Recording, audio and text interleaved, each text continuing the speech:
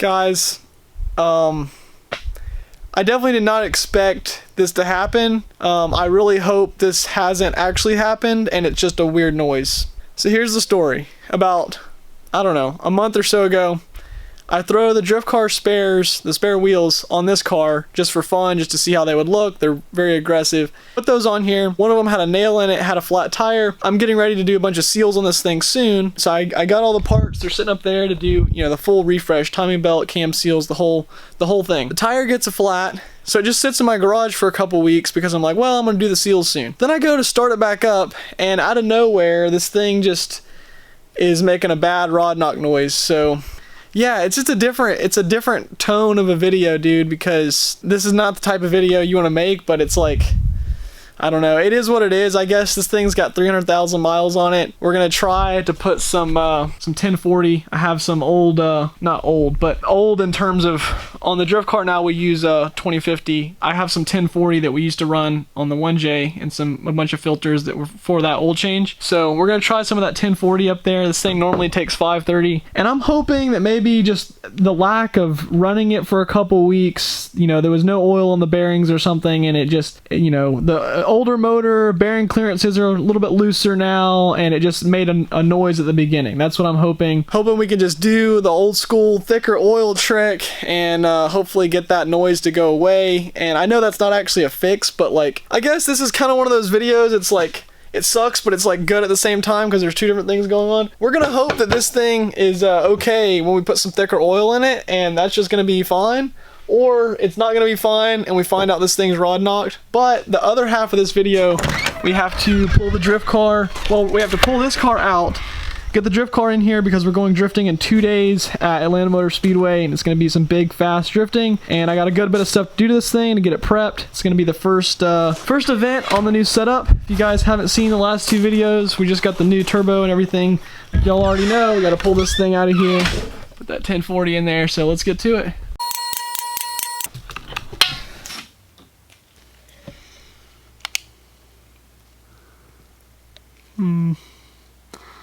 I don't know, guys. It's definitely got a tiny little bit of metal shavings in it. I do want to pop this filter open here soon, see if we can see any damage in there. I'm about to put this 1040 in and hope for the best.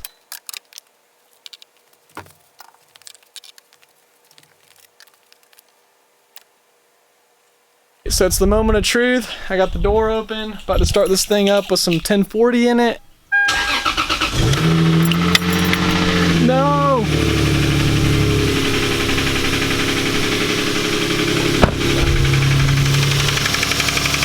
Damn it! That's bad.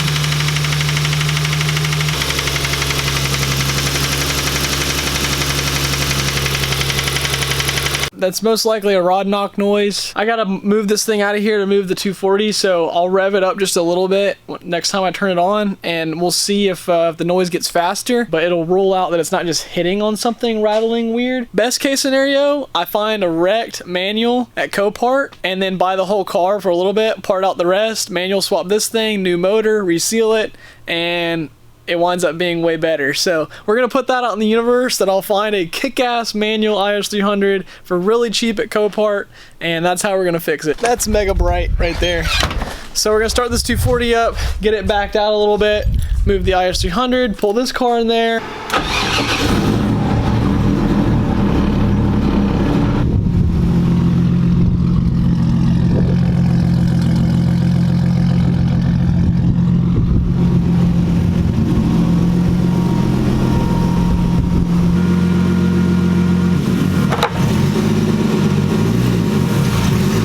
So I'm assuming a lot of you guys that are probably watching the Is300 video maybe haven't seen too much drifting stuff. If you guys are new on my channel, this is going to be the first event with the whole new setup of the car. So I'm super excited to go test it and get some driving under my belt again. It's been a while. So as far as event prep, drift cars are kind of crazy because every single event you still have to like kind of prep them. Like bolts get loose everywhere, so you have to bolt check the cars, and there's just a lot of things that you want to look over. And the crazier the cars get as far as like power and stuff like that, the more stuff they start to break. I'll give you guys a rundown of what we have to do today. Outer tie rod end, because that one's bad. Sway bar, so GK Tech high clearance sway bar. That's going on here now, so we can actually have steering angle with a sway bar. Gotta throw that bad boy on, check fluids, bolt check, tighten the handbrake. The handbrake's acting a little weird, and try to get my speedo to work. So that's just the list I have so far. It's kind of one of those things, it's mainly just look at the car, and then you'll find other shit you need to do too, so.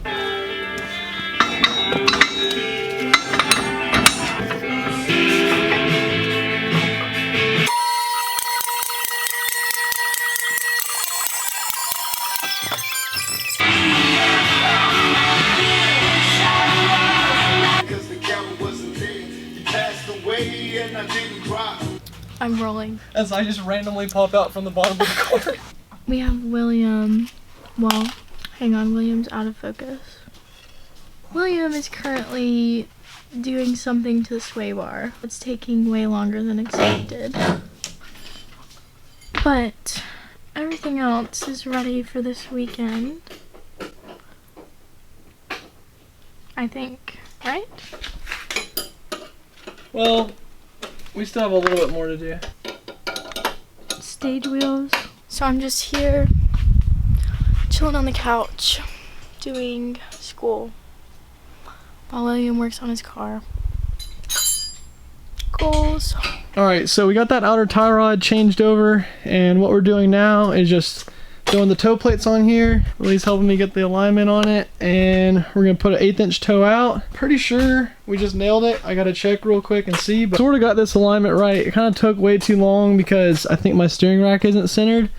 And then I tightened up this handbrake because it was really loose, so now it feels a little bit better. And it still doesn't feel great, just I don't know, it's not a super great handbrake. So fortunately, kind of starting to rain a little bit. I still really want to see how that sway bar feels and test out the handbrake. Make sure the alignment's not too terrible. We might do a little bit of drifting, who knows? We're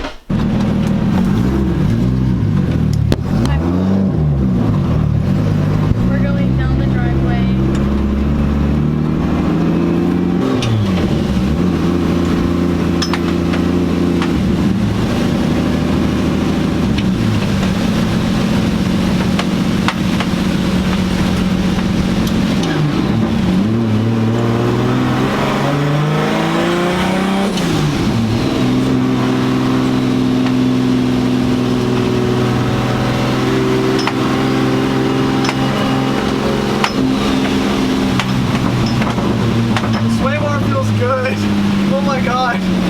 That's really good.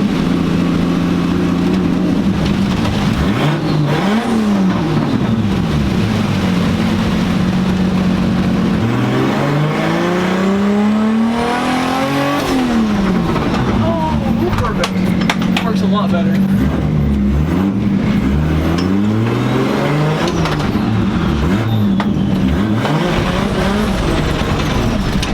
That didn't sound good at all. That was not good at all. I need to check something in the back. Something's way bad. Update, guys. So I don't know what it was, but the car's just going like, but like not like that at all. I don't know how to explain it, but something is wrong and he doesn't know what it is, and I obviously don't know what it is. Hopefully it's not anything too crazy considering he has to drift in 36 hours. So it's the next day now. I kind of didn't really have too much time to film this morning, in a little bit of a hurry trying to get this thing ready, but we got some more time now, kind of figured some things out. That noise from last night ended up actually being these axle bolts. They're actually not axle bolts, that's the problem. They're just regular bolts, and they were finger loose, and it's not something you would visually see if you're looking at the car. Once you feel it and kind of try to wiggle this back and forth, it would move like that just a little bit. So I think what was happening was just as soon as I dumped the clutch, it was just sitting there wiggling back and forth like this, getting a weird kind of harmonic in it. I'm about to double check a couple more things in the engine bay and then go take it for a little test rip. Make sure she feels good, make sure she's ready to rip tomorrow.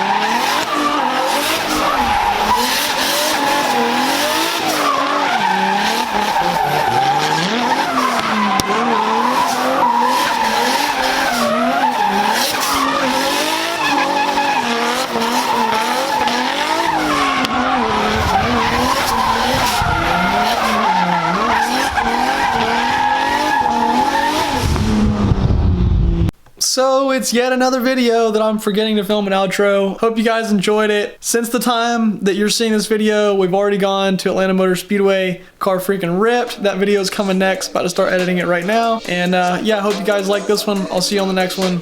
Peace.